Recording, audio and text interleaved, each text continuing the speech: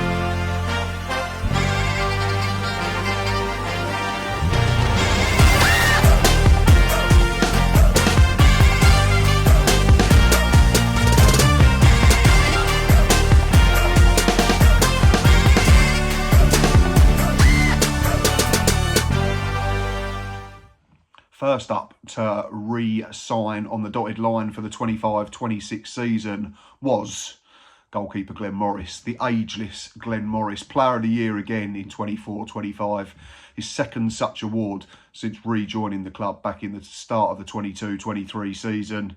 The cat, the goat, like I say, ageless, no sign of performances is dropping, big saves throughout the season that helped him help us to 13 clean sheets in 36 appearances in League Two, averaged 88 minutes per game throughout the campaign. It's not often that you see a goalkeeper dip much below 90 minutes per game, such is the nature of their position. But the big save that stood out for me was obviously the one at home to Walsall from Jamil Matt. There was a big double save before that in that very fixture as well, where he made himself big and then got up quickly to stop the rebound being poked home. Big save at Notts County back at the start of the season as well, right-handed, and then got his bit of luck when the rebound came back off the post. Still top 5 keepers in the division for me. This was an absolute no-brainer. I said him and one other player who we're going to get to next were the 2 easiest renewals of the entire summer for me. So it's great to see that him and said other have signed on the dotted line. So yeah, really, really pleased that Glenn has committed to another season. Whether he ends up being number 1 or number 2, ridiculous amounts of experience, no shortage of ability at the level. Like I've already said, I think he's still top 5 keepers in League Two for me.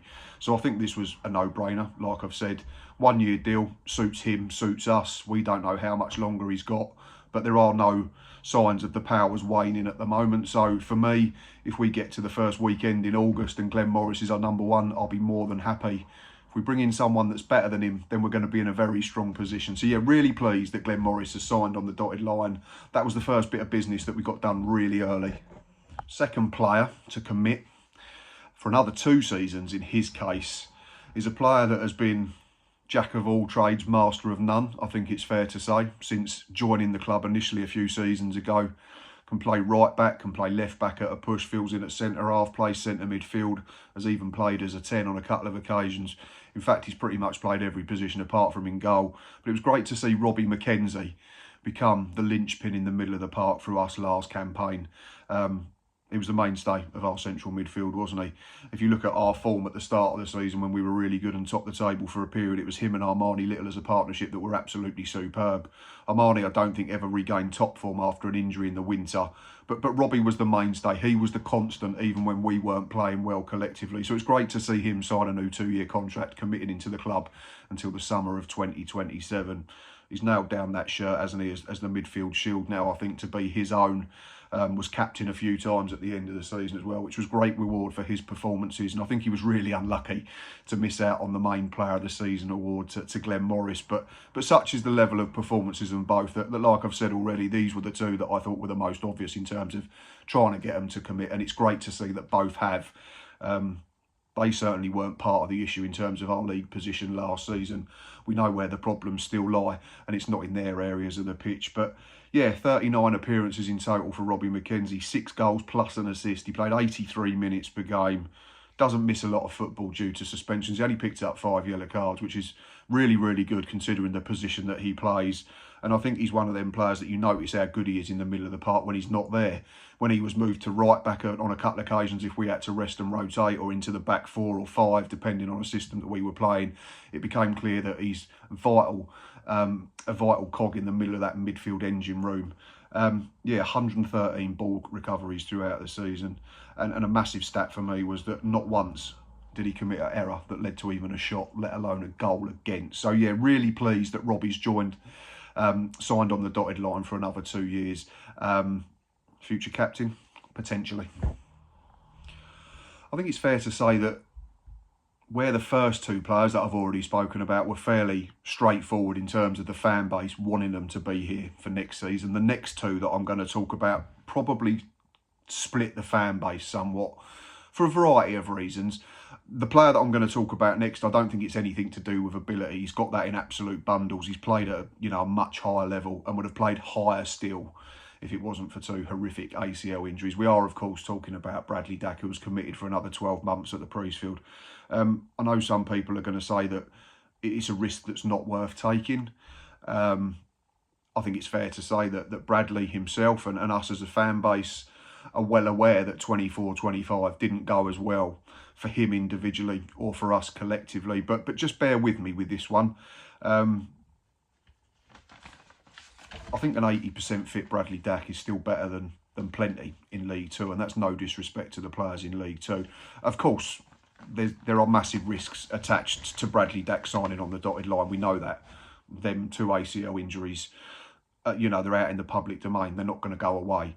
And at 31 years of age, it's difficult to see him recapturing the glory days of his early career at Gills and then the first 3 years at Blackburn Rovers, where he was absolutely outstanding in League One and then the Championship. But I think there's some extenuating circumstances surrounding Dacky that mean, for me, he's certainly worth another 12 months. If the wages are sensible and the deal's correct for both sides in terms of the player and the club.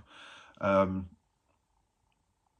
think the first circumstance was that Mark Bonner, who was the manager when we signed him, certainly had a fitness plan in place with the coaching staff, James Russell and all that type of thing, in terms of how we were going to manage Dacky. Of course, Mark was sacked as 24 turned into 2025. So John Coleman then come in. For one reason or another, he didn't seem to fancy Dacky as much, which is fine. Different managers see different players in different ways. So that meant that plan went completely out the window. Bradley himself said that he was fit for a lot more than maybe we'd realised at the time. And we all know as footballers at any level, if you're not playing regularly, it's difficult to get rhythm and it's difficult to gain match sharpness. But you cannot replace Bradley Dack's experience. You cannot replace his leadership. You cannot replace his standard setting on the training pitch, in the dressing room, on the pitch when he's playing. And I think the biggest thing for me is him speaking at the end of the season. He said, I want to be here and I want to right the wrongs of last season. He's not here for a free ride. He's not here for a pay packet. He wants to do well for Bradley Dack, and more importantly, he wants to do well for Gillingham Football Club. Now, 19 appearances, 1 goal and 2 assists wasn't the return we wanted. He only averaged 35 minutes per game, which again is not good enough, and 5 starts wasn't what we wanted as well. But again, bear with me. If you look at them 19 starts, 5 of them, which is 26%, came under 5 of them 19 appearances came under Gareth Ainsworth. So that's 26% of his entire appearance levels for the season. Of them 5 starts, 2 come under Gareth Ainsworth. So that's 40% of his starts. So it says to me that Gareth Ainsworth wants to play him, knows how to manage him. And of his 3 goal contributions, 2 of them came in the 5 games under Gareth Ainsworth as well, which is 66% of his goal contributions. That was the winner against MK Dons, and then the assist for Joe Boday's winner against AFC Wimbledon. So it's clear that Gareth rates him, otherwise we wouldn't have, offered him new terms. And I think there were certainly signs towards the end of the campaign that Bradley was getting into that rhythm and gaining that match sharpness. He'll have the benefit of a pre-season, which is different to last year when he arrived, I think, middle of August and was playing catch-up all the time. So for me, 1 year again is sensible. I'm really pleased that he's staying for those reasons that I've already mentioned. I'm excited to hopefully see more of those moments that we saw at the end of the MK Dons game. Whether it's going to be consistently like we saw before, I'm not so sure. But if he can have 10 moments like that across a 46-game campaign, it might just be a difference maker. So for me, Bradley Dack's a good decision. I'm pleased he's staying. And we now move on to the final one of the quartet that signed on the dotted line.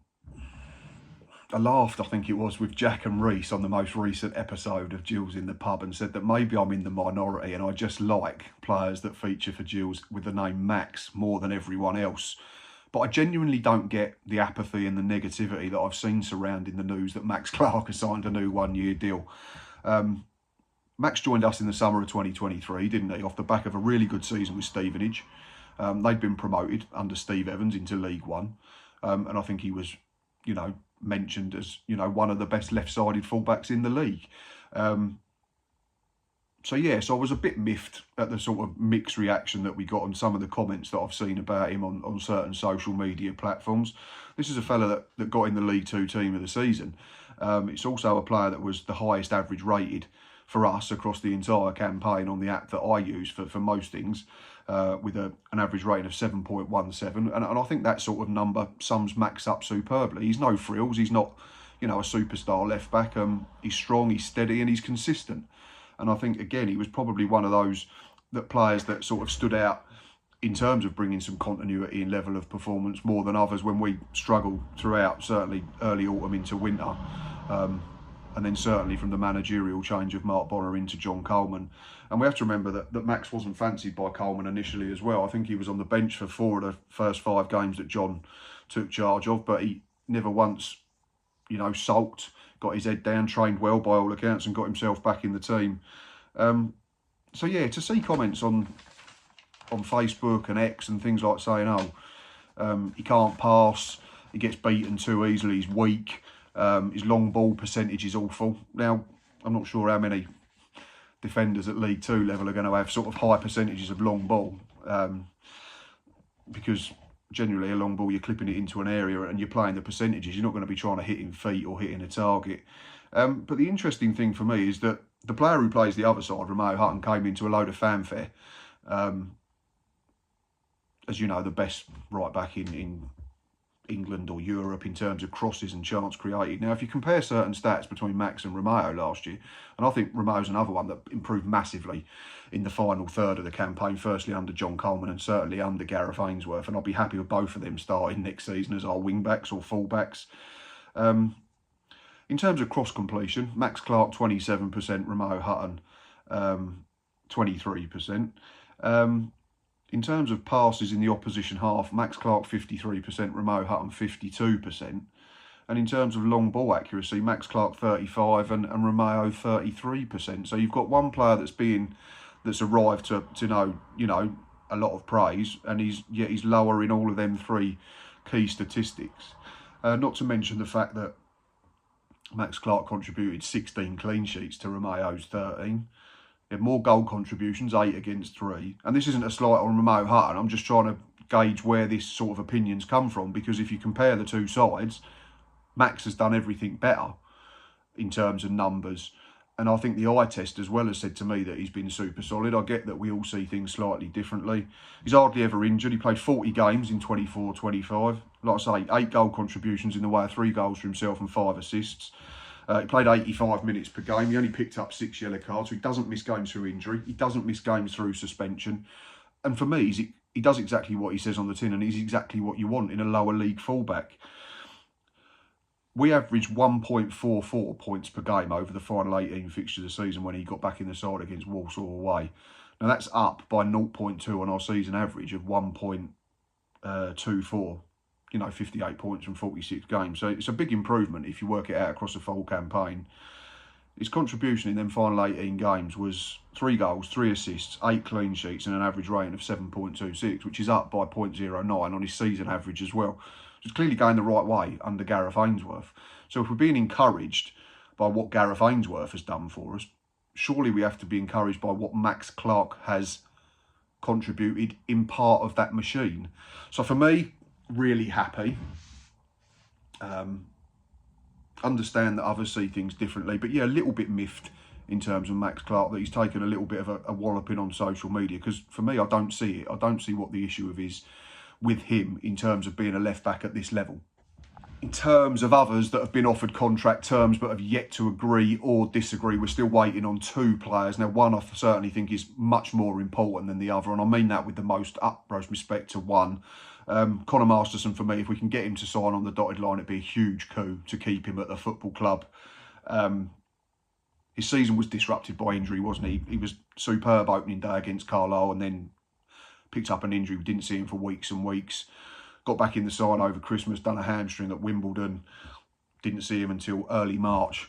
But he played 12 times in the run-in. That was the final 12 fixtures of the season. We won 4, we drew 8, we lost none. We only conceded 8 goals, more pertinently. So well under a goal a game. And we picked up 20 points at 1.66 points per game with him playing as the central centre-half in a 3 with initially Andy Smith and Sam Gale either side, and then when Smith got injured it was Gale and Shad Ogie, and he became the senior centre half. He picked up the mantle of the Maxima role, didn't he, cajoling and encouraging and coaching the other 2 around him. Scored the winner against Bradford, didn't he? Massive win for John Coleman at the time. He then set up the winner for Bradley Dack against MK Dons a few weeks after that. So he had a real impact as the season came to a close. He was probably one of them players that didn't want the season to end. Such was his form. But yeah, I think if we can get Conor to stay on for next season and buy into what we're trying to build, then obviously it'd make us a better side. I think we're a better team with Conor Masterson in it rather than not in it. But it remains to be seen what other offers he's got from elsewhere. It remains to be seen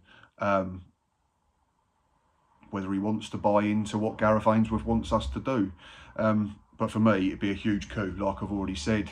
The second player, probably the least important of those that were offered new terms. And again, like I say, I don't mean that with any disrespect. I'm talking about Ewan Williams.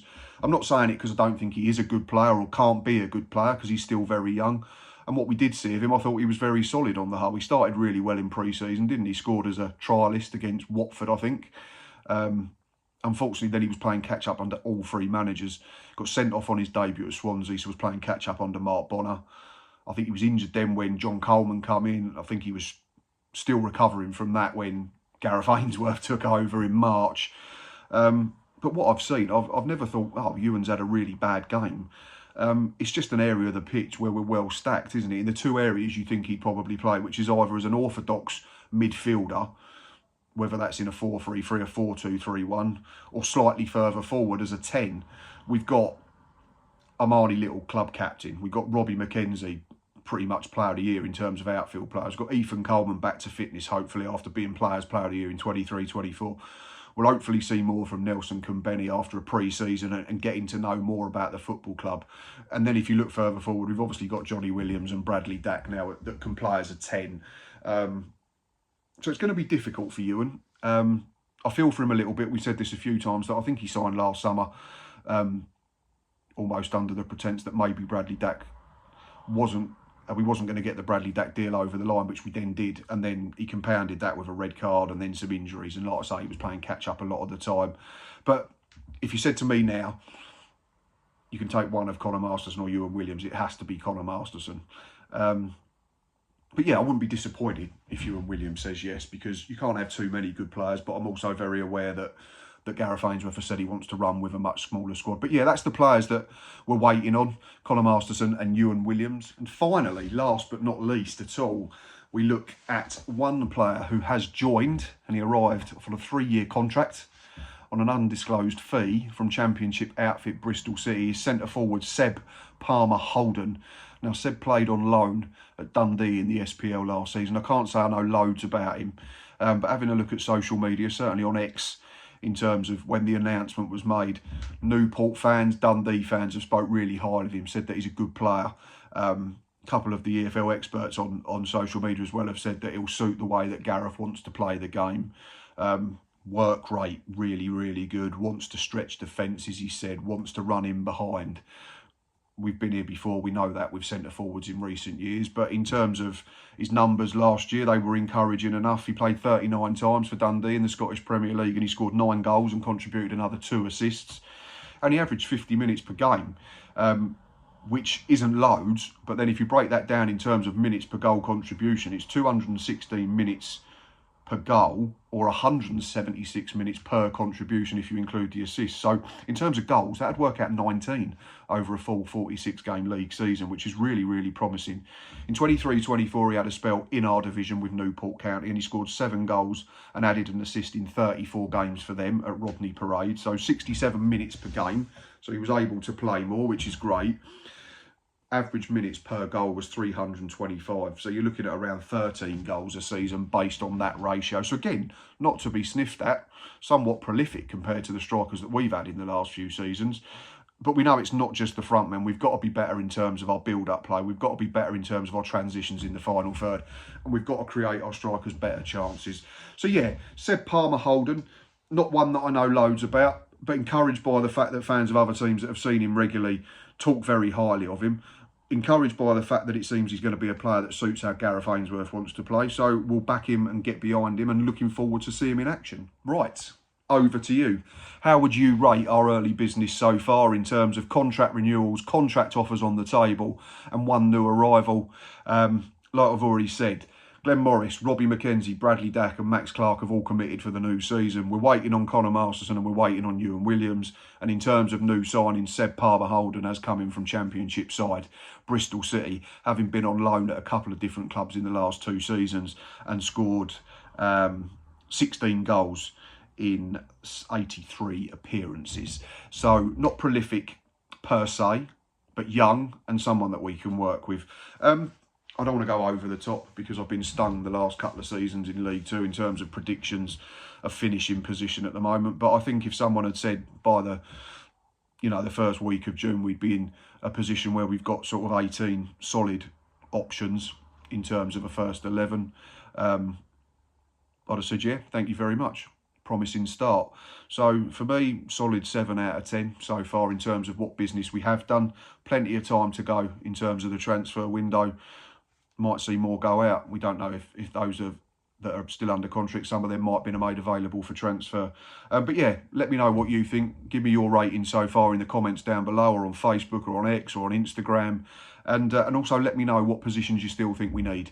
I think we're probably going to be looking at 4 or 5 players coming in. Looking at the numbers at the moment, that gets to around 23, 24, I think, which would be fine. I always like to say if you've got 2 per position, then you're going to be absolutely fine. But yeah, hope you've enjoyed this one. It's good to be back talking about football. And fingers crossed the next time we see you, there might be another new signing, or we might have news on Conor Masterson and or Ewan Williams. But as always, please consider hitting that like button. Please consider pressing subscribe. We've been hovering around 3,700 subscribers for about 10 days now, and it's starting to wind me up. So if you could do that, that'd be absolutely brilliant. It's free to do so, and it really helps me out. We're back. See you soon. Like I say, let us know your thoughts down below. But most importantly, up the Gills.